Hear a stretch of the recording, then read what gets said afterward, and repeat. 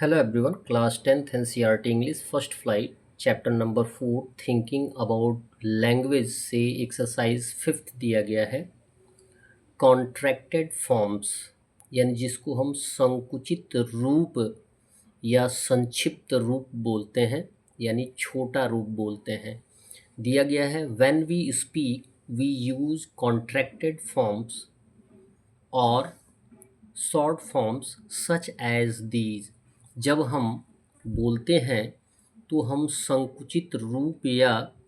इस तरह के संक्षिप्त रूपों का उपयोग करते हैं जैसा कि यहाँ दिया गया है कैंट कैंट को हम कैन नॉट या कैनॉट भी लिख सकते हैं यानी ये फुल फॉर्म है और इनका शॉर्ट फॉर्म है कॉन्ट्रैक्टेड फॉर्म है कैंट क्लियर है आइड आइड जो कि आई वुड और आई हैड का शॉर्ट फॉर्म है कॉन्ट्रैक्टेड फॉर्म है सीज सी इज सीज जो है वो सी इज का कॉन्ट्रैक्टेड फॉर्म है दिया ये गया है कि notice that contracted forms can also be written with an apostrophe to show a shortening of spelling of not is or would for example ध्यान देने की बात ये है कि संक्षिप्त रूपों में एपोस्ट्रोफ के साथ भी लिखा जा सकता है यानी जितने भी संक्षिप्त रूप हैं उनमें हम एपोस्ट्रोफ का यूज़ करते हैं क्लियर है उदाहरण के लिए जैसे आपको ये बताया गया है कि नॉट इज़ या वुड को शॉर्ट कर दिया जाता है और किसका प्रयोग करके एपोस्ट्रोफ का प्रयोग करके writing a diary is like speaking to oneself diary लिखना अपने आप में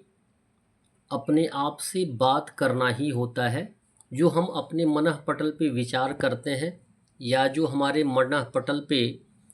विचार आते हैं उन्हें ही हम डायरी में एक्सप्रेस करते हैं इट मीन्स बोला ये जाता है कि डायरी लिखना जो है अपने आप से बात करने जैसा होता है please and often novels also have speech in written forms नाटक हों या उपन्यास हों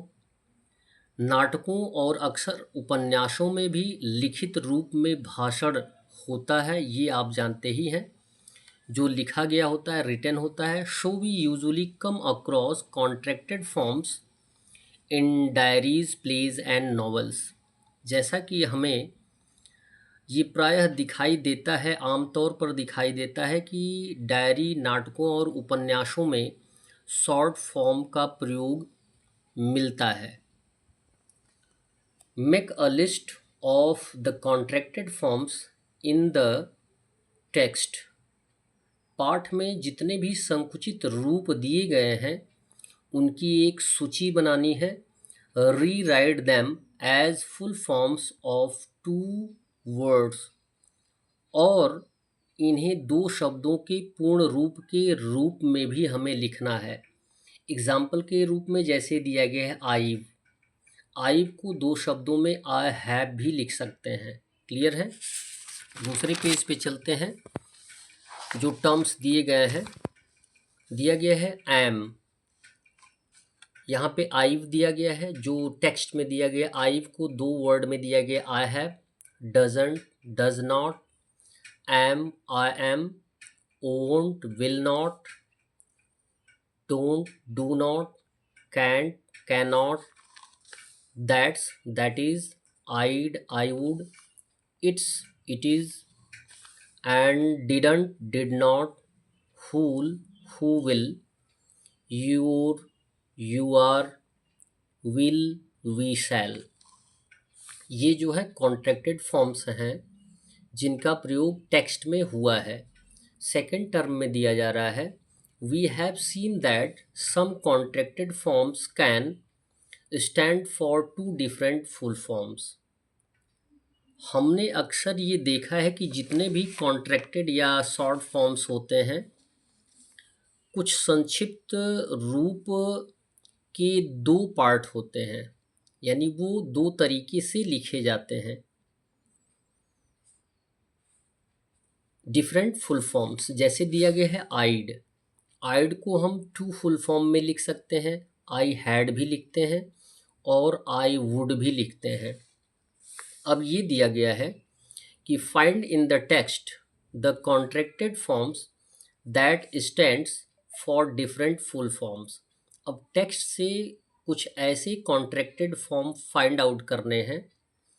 लिस्ट बनानी है, जिनका जो फुल फॉर्म होगा वो दो तरीके से लिखा जा सकता है, एंड से व्हाट दीज आर, और आपको ये बताना भी है कि वो किस तरीके से लिखे जाते हैं। आइए उन्हें हम लिखते हैं। फर्स्ट दिया गया दैट्स। दैट्स को हम दैट इज़ भी लिख सकते हैं, दैट वॉज भी लिख सकते हैं। आइड, आई वुड भी होता है, आई हैड भी होता है। फूल, हु विल भी होता है, हु शैल भी होता है। इट्स, इट इज़ भी होता है और इट वॉज भी लिखा जाता है। योर, यू आर भी होता है, यू वर भी होता है। विल एंड वी विल भी होता है और विल, वी शैल भी होता है। That's all. वीडियो को लाइक करें और चैनल को सब्सक्राइब करें। धन्यवाद।